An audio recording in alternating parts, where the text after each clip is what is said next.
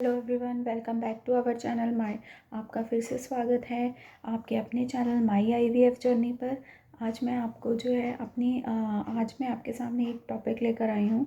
ये जो टॉपिक है ये इससे रिलेटेड है कि आईवीएफ से में आपका जो जो खर्चा होता है वो टोटली किन किन चीज़ों का खर्चा होता है और टोटल कितना खर्चा होता है, उससे रिलेटेड वीडियो बनाऊँगी। और मैं सबसे पहले आपको ये कहना चाहती हूँ कि आप जो है मेरी वीडियो को लाइक भी कर रहे हैं, मेरी वीडियो पर कमेंट भी कर रहे हैं। तो जितने लोग भी इस पर कमेंट्स कर रहे हैं, जितने लोग भी इसको व्यू कर रहे हैं, मैं आपसे यही रिक्वेस्ट करूँगी, मेरी आपसे यही रिक्वेस्ट है कि जो भी व्यू करते हैं वो प्लीज़ सब्सक्राइब ज़रूर कीजिए, क्योंकि आने वाली वीडियोस में मैं आपको सारी नोटिफिकेशन देने वाली हूँ। मैं आपकी जो है बहुत सारी हेल्प करने की कोशिश कर रही हूँ। तो आप जो है जितनी हो सके कोशिश कीजिए कि इसको सब्सक्राइब करने की कोशिश कीजिए।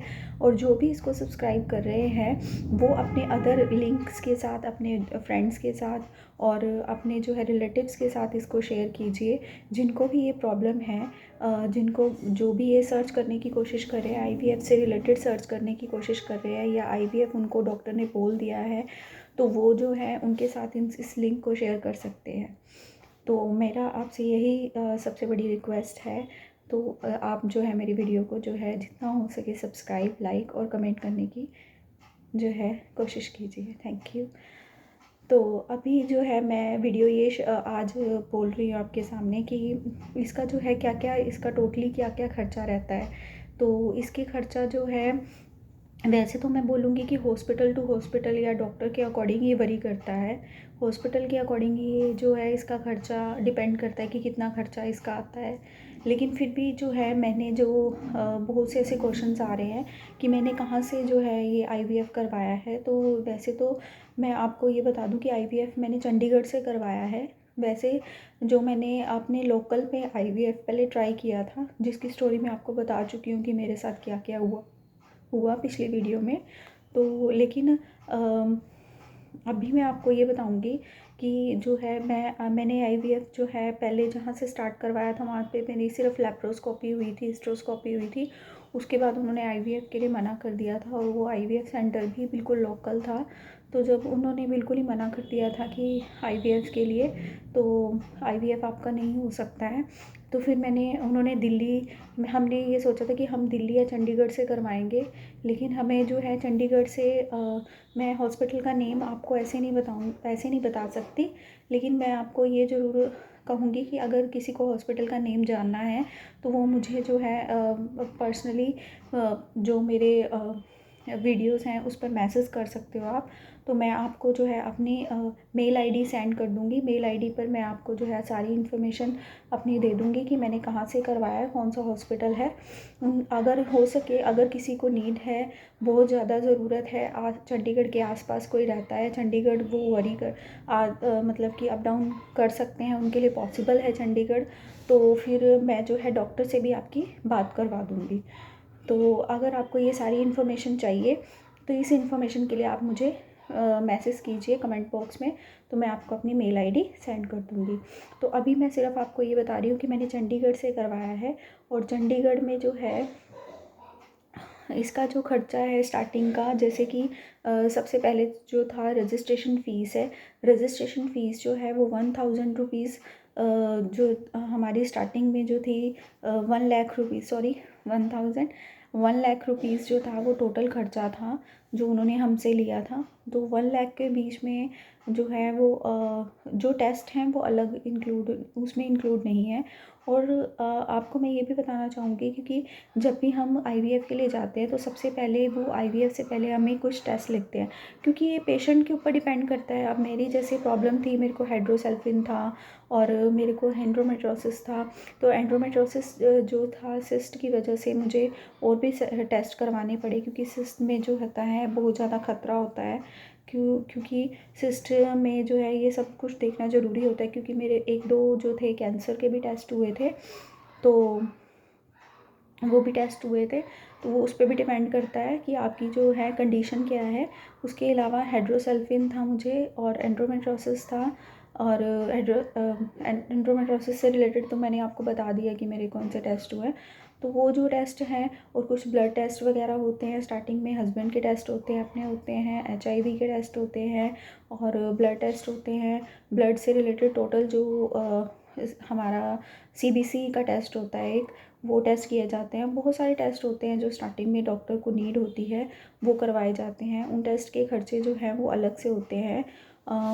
तो वो जो टेस्ट है, जैसे मैं आपको बताना चाहूँगी कि चंडीगढ़ के अंदर, जैसे कि मैं आपको बता रही हूँ कि अगर आपको टोटली इन्फॉर्मेशन चाहिए तो आप मेरी मेल ID पर मुझे मेल कर सकते हैं, मैसेज कर सकते हैं, मैं आपको सेंड कर दूँगी। तो उसमें क्या है कि उसमें मैं आपको एक ट्रस्ट का नेम बता दूँगी। वो ट्रस्ट का नेम जो है, वो जो ट्रस्ट है वहाँ पर जो टेस्ट किए जाते हैं चंडीगढ़ के अंदर, वो बहुत ही अच्छे टेस्ट किए जाते हैं और वो जो टेस्ट है वो PGI के अंदर भी माने जाते हैं। और हमने वहाँ से बहुत सारे टेस्ट करवाए हैं, वो जो आपको कॉस्टली नहीं पड़ेंगे। बहुत कम रेंज में वहाँ पर टेस्ट हो जाते हैं। जैसे थायराइड के टेस्ट है, काफ़ी सारे टेस्ट वहाँ पर हो जाते हैं, तो वहाँ से आप करवा सकते हैं। बहुत अच्छी बहुत अच्छा प्लेस है वो टेस्ट करवाने के लिए। तो मैंने वहाँ से अपने टेस्ट करवाए। उसके अलावा जो है, सबसे पहले जो है आपकी फ़ीस ली जाती है डॉक्टर, वो अकॉर्डिंग हॉस्पिटल के अकॉर्डिंग होती है। जैसे जहाँ से मैंने करवाया उन्होंने 1 लाख रुपीज़ हमसे लिए थे और उस 1 लाख के अंदर क्या क्या इंक्लूड होता है, उसके अंदर आपके 6 टाइम के अल्ट्रासाउंड्स इंक्लूड होते हैं और जो आपका एम्ब्रियो ट्रांसफ़र किया जाता है और एम्ब्रियो जो है वो एग पिकअप किया जाता है। तो जो ऑपरेशन थिएटर में आपको लेकर जाते हैं, तो ऑपरेशन थिएटर में जो भी खर्चा आता है, एनेस्थीसिया का खर्चा आता है या जो भी उन्होंने एम्ब्रियो ट्रांसफ़र करना है, एग पिकअप करना है, तो उससे रिलेटेड वो सारा जो है उसके अंदर इंक्लूड होता है। डॉक्टर की फ़ीस उसके अंदर इंक्लूड होती है और डॉक्टर की फ़ीस उसके अंदर, जैसे मैंने आपको बोला कि कुछ ऐसे हॉस्पिटल होते हैं वो 3 मंथ्स तक ही हमें जो है, अगर हमारा एम्ब्रियो ट्रांसफ़र हो जाता है तो उसके बाद वो 3 मंथ्स तक हम फॉलो करते हैं। तो एम्ब्रियो ट्रांसफ़र तक उनका जो है खर्चा, जो भी डॉक्टर की फ़ीस होती है वो 1 लाख के इंक्लूड होती है, 1 लाख के अंदर।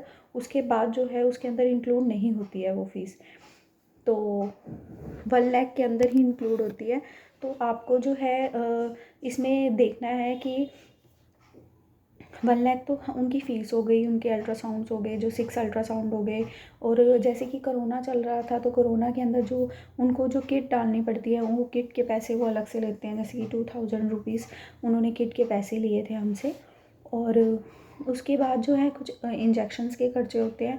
इंजेक्शन के खर्चे, इंजेक्शन जैसे कि जो इंजेक्शन लगाए जाते हैं, वो इंजेक्शन, एक क्वेश्चन मेरे पास ये भी आया था कि इंजेक्शन जो है वो हम बाहर से लगवा सकते हैं या नहीं।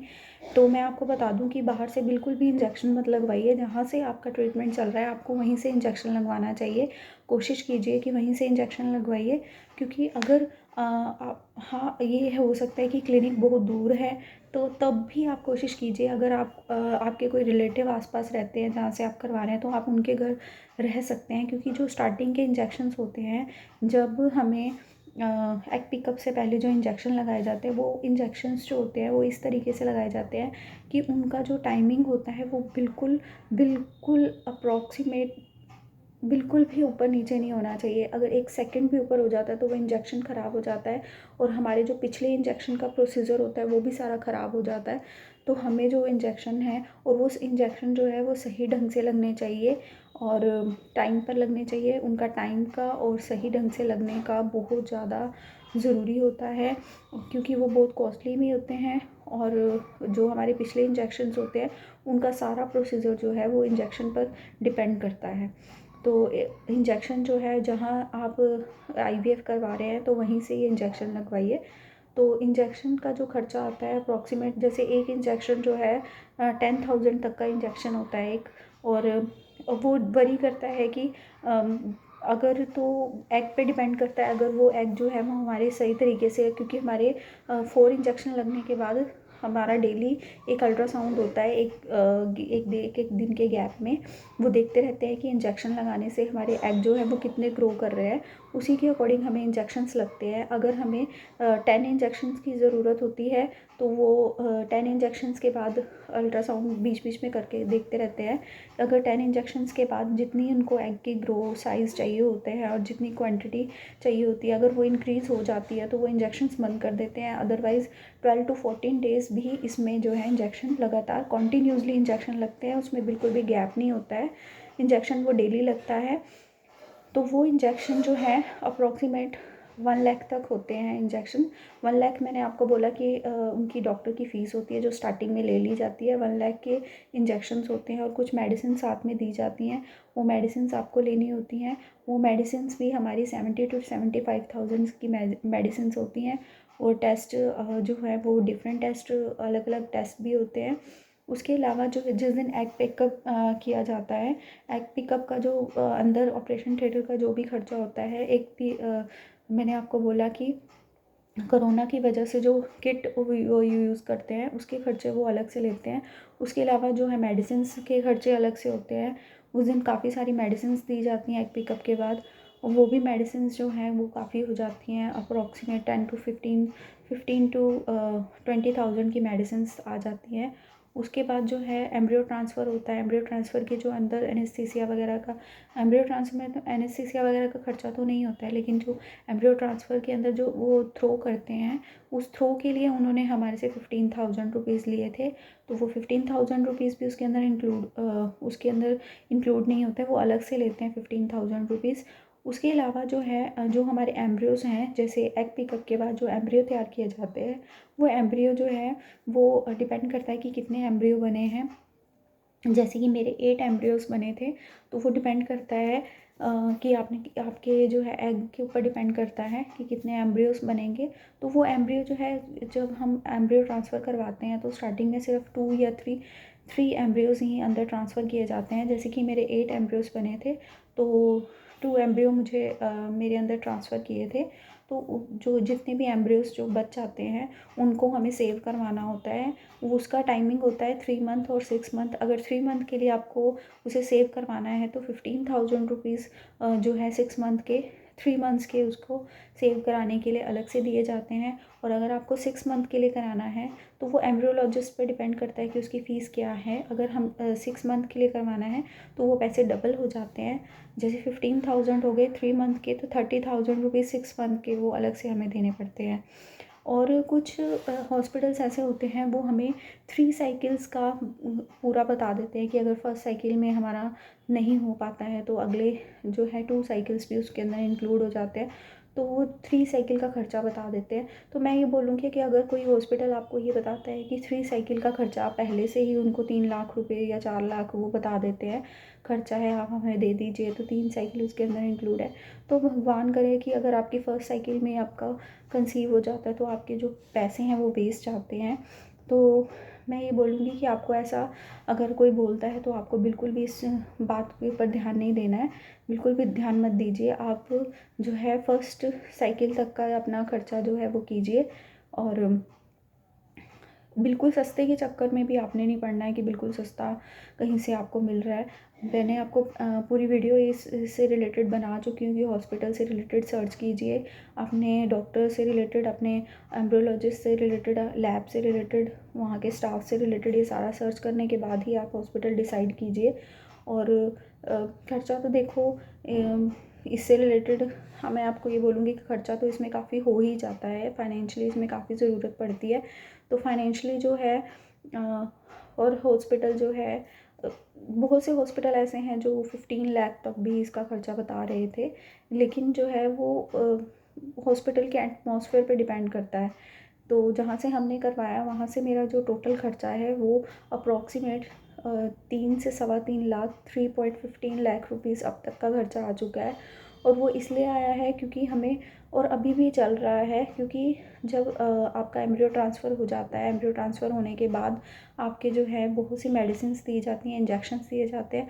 जैसे मुझे 3 मंथ तक डेली एक इंजेक्शन लगता था, प्रोजेस्टेरॉन का इंजेक्शन लगता था। वो इंजेक्शन जो है वो 500 का एक इंजेक्शन आता है, वो डेली एक 3 मंथ तक डेली एक इंजेक्शन लगता रहा। वो आपकी कंडीशन पर वरी करता है। 3 मंथ तक आपकी मेडिसिन्स काफ़ी सारी जो है वो चलती रहती हैं, और वो मेडिसिन्स और इंजेक्शंस आप 1 वीक में आपकी जो है अप्रॉक्सीमेट 5000 रुपीज़ की इंजेक्शन्स और मेडिसिन्स आती रहती हैं। तो ये सारी जो है मेडिसिन्स आपका जो टोटली, जैसे मैंने आपको ख़र्चा बता दिया, 3 to 4 लाख रुपीज़ आपका ख़र्चा आ सकता है इसमें। तो आप जो है हॉस्पिटल्स को देख के, वहाँ के डॉक्टर्स को देख के, वहाँ के स्टाफ को देख के, वहाँ के एम्ब्रियोलॉजिस्ट और लैब को देख के हॉस्पिटल को डिसाइड कीजिए। खर्चा जो है वो अगर मैंने बहुत ही अच्छे हॉस्पिटल से करवाया है तो वहाँ का खर्चा जो है मैं आपको बता रही हूँ 4 लाख तक जो है आपका खर्चा आ सकता है। उसके बाद 3 मंथ के बाद आप कहीं किसी भी हॉस्पिटल में जो है जा सकते हैं।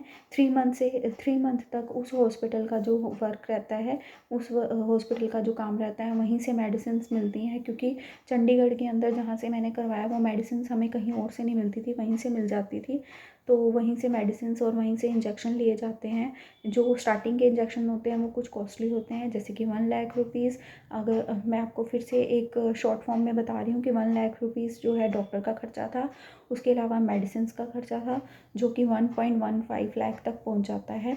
1.5 लाख तक पहुँच जाता है अप्रॉक्सीमेट।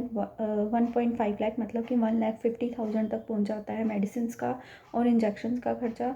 उसके अलावा जो है एम्ब्रियो ट्रांसफ़र के बाद के आपके खर्चे होते हैं। तो ये सारा मिलाकर 3 to 4 लाख तक आपका जो है IVF जो है वो पहुंच जाता है। और उसके बाद जो है आपको डिपेंड करता है कि आप प्राइवेट हॉस्पिटल में जाना चाहते हैं, आप गवर्नमेंट हॉस्पिटल में। और गवर्नमेंट हॉस्पिटल के चक्कर में आप बिल्कुल भी मत पड़िएगा IVF करवाने के बाद। मैं आपको ये भी बता रही हूँ कि बिल्कुल भी गवर्नमेंट हॉस्पिटल के चक्कर में आपको नहीं पड़ना है IVF करवाने के बाद। प्राइवेट हॉस्पिटल अगर आपको बोल दिया गया है तो आप कोशिश ये कीजिए कि आप PGI से ही, जो चंडीगढ़ PGI है, मेरा जो है ट्रीटमेंट आगे का तो चंडीगढ़ PGI से ही चल रहा है। तो चंडीगढ़ PGI आपको अगर आपके पास में है तो चंडीगढ़ PGI से ही आपको ट्रीटमेंट अपना करवाना चाहिए। क्योंकि जो अगर आपको कोई कॉम्प्लिकेशन है, अगर आपको ट्विंस कंसीव हो जाते हैं तो आपको चंडीगढ़ PGI ही जाना ही मैं आपको प्रेफर करूँगी। और यही मेरी वीडियो बनाने का आज मकसद था कि मैं आपको बताऊं कि इसमें क्या क्या जो है ट्रीटमेंट का क्या क्या खर्चा है। आई होप कि आपको समझ में आ गई होगी। फिर भी अगर आपको कोई डाउट है तो आप मुझे कमेंट बॉक्स में ज़रूर कमेंट कीजिए और मेरी वीडियो को लाइक, शेयर और कमेंट करना मत भूलिएगा। मैं आपसे रिक्वेस्ट कर रही हूँ कि आप मेरी वीडियो को सब्सक्राइब ज़रूर कीजिए और उसे लाइक ज़रूर कीजिए। Thank you so much.